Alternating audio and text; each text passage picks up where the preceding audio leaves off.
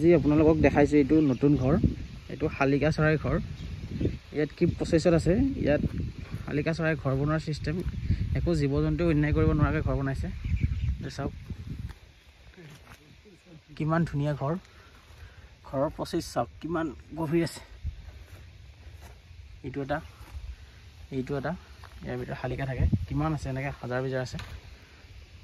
ইয়াত দেখিছে সুৰংগ, গোটেইটো শালিকাৰ ঘৰ। ইয়াতে বাৰীত হোৱা এইটো শালিকী চৰাইৰ ঘৰ।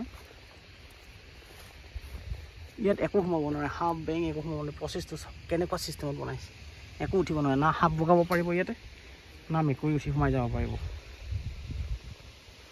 ক্ৰিয়েটিভিটি, এইবিলাক জীৱ জন্তুৰ ক্ৰিয়েটিভিটি। শালিকী চৰাইৰ ঘৰ, এইটো প্ৰচেছ। এইখন এখন দৰ্জা, ইফালে সোমাই যাব, কিবা খেদিলে ইফালে ওলাই আহিব, ইফালে সোমাব, কিবা খেদিলে আকৌ ইফালে ওলাই আহিব। এইটোৰ পৰা এইটো এনেকৈ গোটেইকেইটা লিংক আছে। শালিকীকেইটা উৰাই উৰাই চাই আছে ডালত, কিমানকেইটা শালিকী আছে দেখিছে। সিহঁতে ভাবিছে সিহঁতৰ ঘৰত কোন আহিছে বুলি, দেখিছে কিমান শালিকী পৰি আছে।